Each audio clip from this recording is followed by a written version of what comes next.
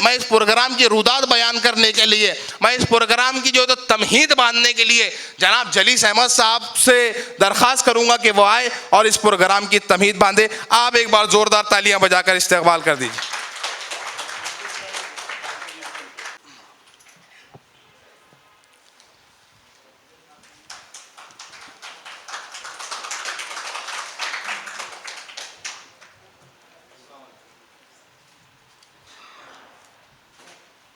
जनाब फ़ारूक अहमद साहब, तर्जुमान वंचित बहुजन आघाड़ी, जनाब जावेद कुरैशी साहब, सदर बानियो सदर मुस्लिम इत्तेहाद फ्रंट एडवोकेट खान सलीम खान और मेरे मौजूद सामीन अस्सलाम वालेकुम रहमतुल्लाहि व बरकातहू। दोस्तों, हमारी महाराष्ट्र रियासत में मुख्तलिफ़ अजला हैं और डिवीज़न है, जैसे कि कोकण, मुंबई, उसके अलावा महाराष्ट्र, मगरबी महाराष्ट्र, नासिक, विदर्भ और मराठवाड़ा वगैरह वगैरह। शुक्रिया। जहाँ पर कहीं कम और कहीं ज़्यादा मुस्लिम और दीगर अक़लियती आबादी बसती है।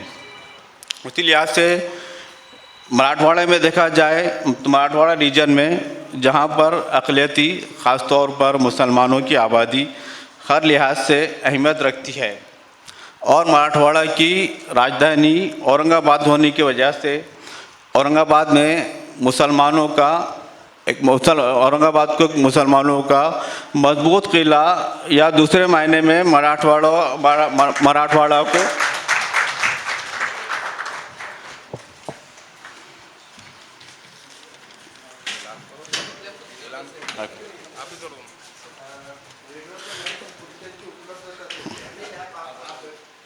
मोहतरमा रेखा ताई ठाकुर साहिबा का बहुत बहुत इस्तकबाल है। उसी तरह सिद्धार्थ मोगड़े साहब का भी इस्तकबाल है।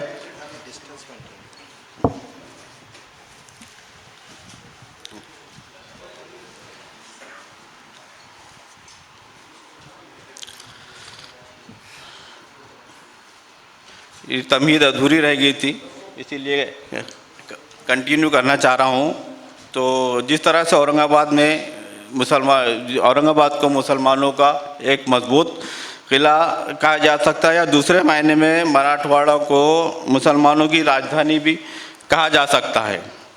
औरंगाबाद वो तारीख़ी शहर है जिसने हर दौर में तारीख़ तहरीर की है, चाहे वो आज़ादी से पहले की हो या आज़ादी के बाद की। आपको बता दें कि आज़ादी से पहले जो हमारी एक काला चबूतरा है, जिसे अंग्रेज़ों के ख़िलाफ़ यहाँ पर जो है उनके ख़िलाफ़ जो यहाँ पे चली थी तहरीक, उनकी वहाँ पर काले चबूतरे में जहाँ पर जिसने अंग्रेज़ों के ख़िलाफ़ तहरीक चलाई थी उनको वहाँ पर फांसी दी गई थी। उसी के याद में काला चबूतरा बनाया गया है।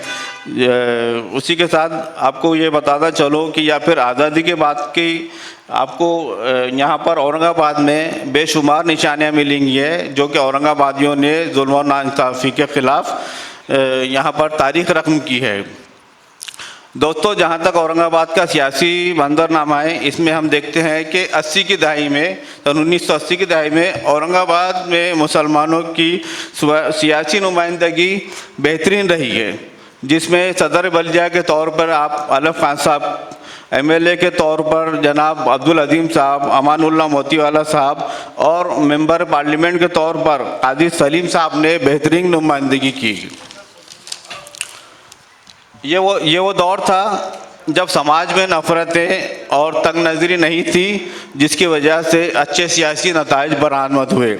इसके बाद आप आइए 90 की दहाई में आते आते मज़हब के नाम पर सियासत करने वालों कि सियासी पार्टियों का उरूज शुरू हुआ, जिन्होंने मज़हब के नाम पर सियासत शुरू की और धीरे धीरे ये सियासी पार्टियां अपने मकसद में कामयाब होती चली गई और मुसलमानों के साथ साथ दीगर अक़लियती तबक़े, जिसमें हमारे दलित, SC, ST, OBC और माइक्रो OBC जो है ये समाज के हाशिए पर आ गए।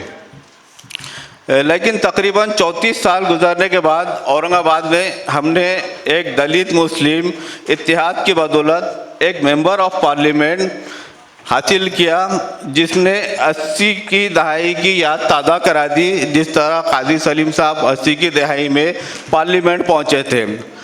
मोअज़्ज़िज़ हज़रात, मैं पिछले 16 साल से सोशल वर्क के तौर पर काम कर रहा हूँ, सरगर्म हूँ, और मैं भी अपने तौर पर सियासत से जो है परहेज़ करता था, उतनी तरह इन्वॉल्व नहीं होता था जिस तरह होना चाहिए था। लेकिन जब हमने शाहीन बाग शुरू किया सीए के एनआरसी के काले कानून के बाद, तो उसके बाद शाहीन बाग में हमने ये एहसास हुआ कि हमें सियासी तौर पर जो है मजबूत होना चाहिए, और अगर हमारी सियासी नुमाइंदगी पार्लियामेंट में और असम्बली में अगर मौसर अंदाज से होती तो शायद आज जो है ये काला कानून नाफिज करने की जो इख्तिदार में बैठे हुए उनकी हिम्मत नहीं होती।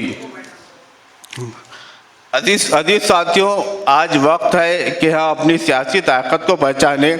इस ज़माने में आज का प्रोग्राम मुसलमानों का सियासी मुस्तकबिल और वंचित बहुजन आघाड़ी का नज़रिया इस उन्वान से रखा गया है, जिस पर तफसील से बाद में हमारे ज़िम्मेदारान जो यहाँ पर मौजूद है, फारूक अहमद साहब, सिद्धार्थ मोगड़े भाऊ, रेखा ताई ठाकुर साहिबा, ये तमाम जो है इस पर तफसील से रोशनी डालेंगे।